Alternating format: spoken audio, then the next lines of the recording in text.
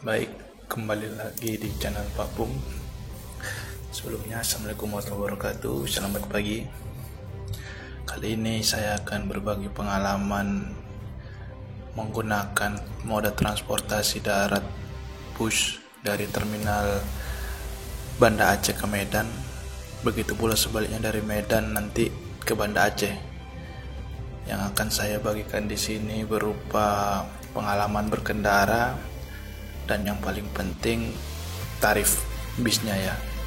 Jadi biar kawan-kawan mungkin bisa ada bayangan nanti mengestimasi berapa yang harus disiapkan untuk perjalanan darat Medan Banda Aceh atau Banda Aceh Medan. Jadi kita mulai dari plus minusnya dulu untuk terminal Banda Aceh atau terminal Batoh.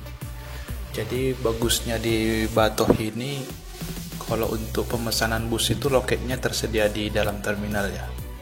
Jadi pembeli atau kita sebagai traveler itu nggak akan takut kesulitan cari bis ketika nanti armada yang A lagi penuh, kita bisa beralih ke armada B dan seterusnya kayak gitu.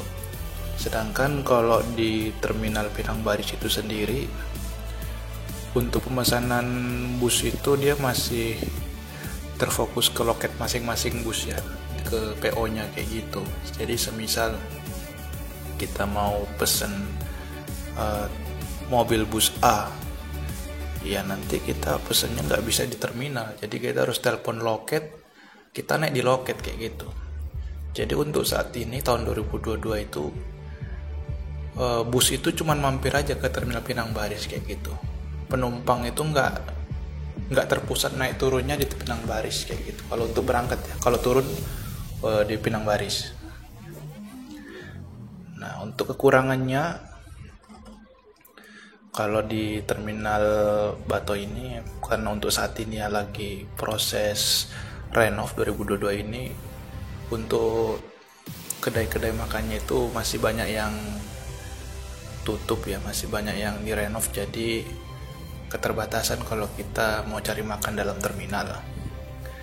Nah kalau untuk terminal Pinang Baris sendiri itu karena di sekitarnya itu relatif agak padat penduduk, ke depan itu sudah banyak tempat-tempat makan yang relatif terjangkau dan banyak aneka pilihan masakan kayak gitu seperti warung Padang. Jadi cocok lah sambil nunggu-nunggu bis misalkan atau nunggu jemputan, kita bisa sarapan atau minum-minum ngeteh dulu di situ. Pertama-tama saya mau membahas pengalaman naik bus Kurnia ya. Kalau dia itu ada dua trip, itu ada yang jam 8 sama yang jam 9, sama-sama bus AW. Kalau dari Aceh tuh harganya 200.000 ya, kita nego-nego di loket saja kayak gitu. Kalau mau naik di pinggir jalan bisa 170, tapi duduknya nggak jelas. Kalau ini kita naik Simpati itu ada 5 bus, ada 5 trip mulai dari sore sampai yang terakhir itu setahu saya jam 9 ya. Itu ada 5 trip ke Medan. Itu dia ada yang non-stop, ada yang AC biasa.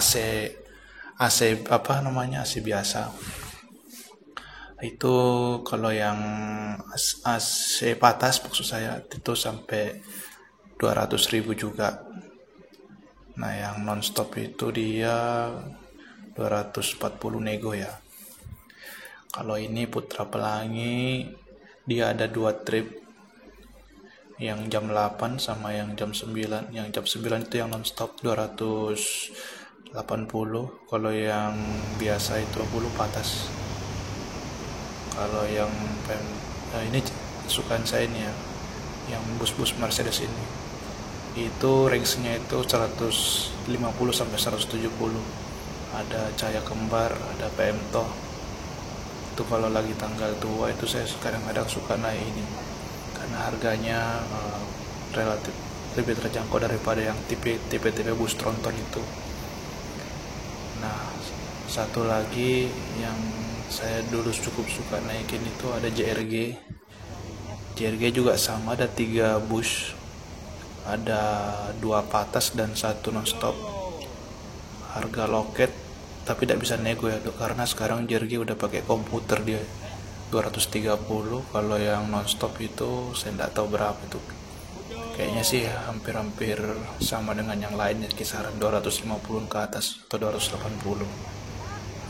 Cuman memang kalau untuk JRG karena sekarang lagi naik daun, memang belinya itu nggak bisa kita di terminal langsung ya, karena keseringannya itu sudah sering habis tiketnya.